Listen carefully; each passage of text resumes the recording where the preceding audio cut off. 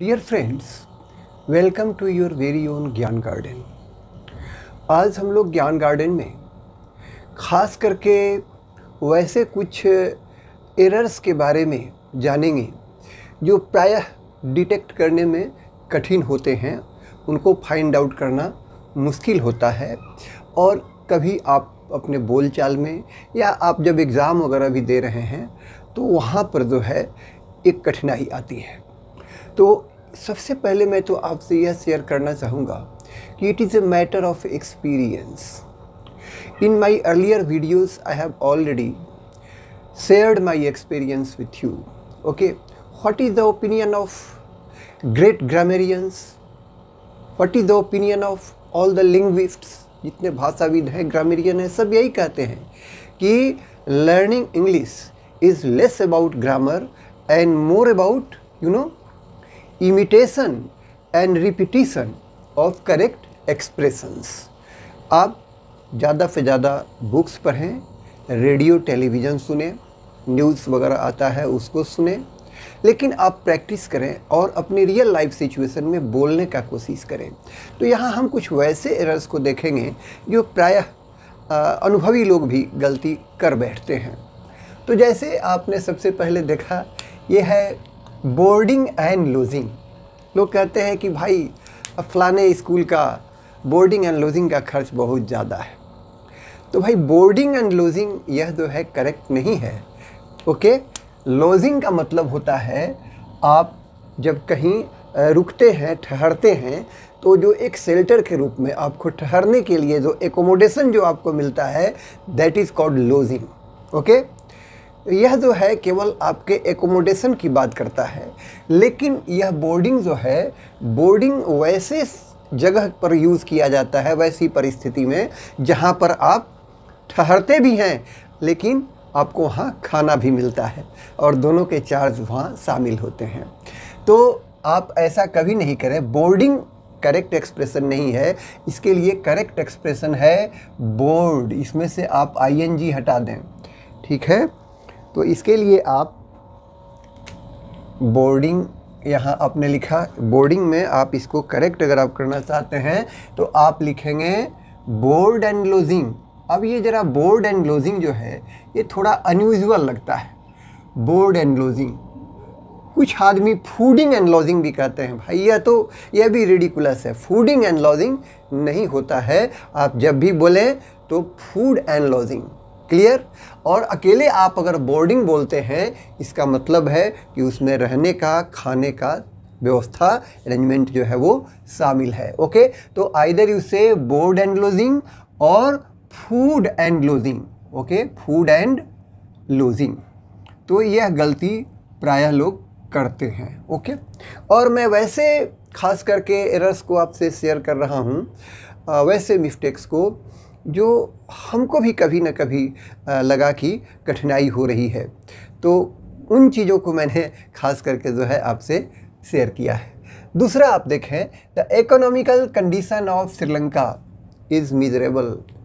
श्रीलंका की आर्थिक स्थिति अभी दयनीय है। अब यहाँ अंग्रेजी सीखना है। क्या इकोनॉमिकल कंडीशन यहाँ ठीक है? The economical condition of Sri Lanka नहीं। इकोनॉमिकल का मतलब होता है थ्रिफ्टी, मितव्ययी। ओके, और इकोनॉमिक कंडीशन का मतलब हुआ है आर्थिक स्थिति। इसलिए इकोनॉमिकल जब आपने लगा दिया तो इसका तो मीनिंग बदल गया। यहाँ क्या होगा? The economic condition of Sri Lanka is miserable. Clear. तो यहाँ गलती अनडिटेक्टेड कभी कभी चली जाती है, ध्यान आपका नहीं जाता है। She was having a number of books. Okay, बहुत बार मैंने भी सुना है और इस एक्सप्रेशन को लोग इस्तेमाल करते हैं कॉमन बोलचाल की भाषा में। Okay, was having. ओके, ऐसा कभी नहीं कहे she was having a number of books. No, she had a number of books. She had a number of books. Clear. Now mother in laws. Okay, बहुत सारे मदर इन लॉज अगर बैठी हैं, 2-3 दूसरे अपने आपके साथियों की हो सकती हैं, आपकी हो सकती हैं, तो क्या मदर इन लॉज सही है? नहीं। मदर इन लॉ का प्लूरल जब भी होगा तो वो होगा मदर्स इन लॉ। क्या होगा? Mothers in law. कभी नहीं होगा मदर इन लॉज, नो, यहाँ पर ये नहीं होगा। क्या होगा? Mothers in law. क्लियर? आइए अगला सेंटेंस देखें। My house is larger than her, मेरा घर उससे बड़ा है। अब आप यहाँ कंपेरिजन कर रहे हैं अपने घर का उसके घर से, ठीक है, लेकिन सेंटेंस क्या कह रहा है? My house is larger than हर।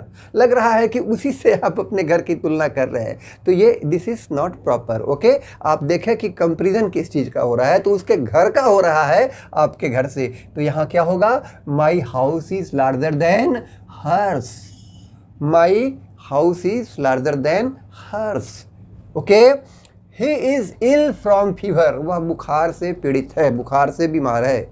आप एप्लीकेशन भी, अब बच्चा लिखता है कोई अपने टीचर को कि मुझे छुट्टी चाहिए, वहाँ भी इसका इस्तेमाल हो सकता है ऑफिस वगैरह में भी कभी ज़रूरत पड़े, ऐसे आपको रियल लाइफ सिचुएशन में इस सेंटेंस का इस्तेमाल करना पड़ सकता है। तो he is ill from fever, ill from नहीं होता है, ill with fever, he is ill with fever, is ill with fever, I am ill with fever. Clear? Now the next sentence is children are prone to making mischiefs. बच्चों से गलतियां होती हैं, एक प्रवृत्ति होती है, बच्चे गलती कर जाते हैं। तो prone to का मतलब होता है, suppose this area is prone to earthquake, यानी अर्थक्वेक की संभावना यहाँ पर ज़्यादा है। ओके, तो उसी तरह से प्रोन टू का मतलब होता है कि उसके प्रति ससेप्टेबिलिटी ज़्यादा है, प्रोन टू। ओके, कुछ लोग होते हैं कि they are prone to allergy, उनको एलर्जी की संभावना ज़्यादा रहती है होने की।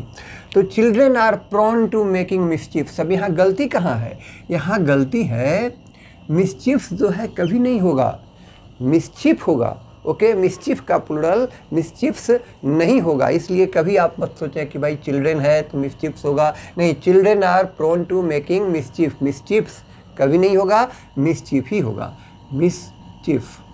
ओके, और इस तरह से मैंने कोशिश किया कि जो कुछ ऐसे बहुत इम्पोर्टेंट सेंटेंस हमको लगे उनको आपसे शेयर किया, और इस सीरीज़ को अच्छा लगेगा तो हम और थोड़ा आगे भी बढ़ाएंगे। अब हम जस्ट अपने नेक्स्ट वीडियो में आपसे शेयर करेंगे वैसे कुछ खास करके वर्ड्स का शॉर्ट फॉर्म जो आप लिखते लिखते थोड़ा रुक जाते हैं, जैसे अपार्टमेंट को शॉर्ट में आप कैसे लिखेंगे, बिहार गवर्नमेंट होता है कि गवर्नमेंट ऑफ बिहार होता है, इत्यादि इन चीज़ों पे हम आपसे चर्चा करेंगे।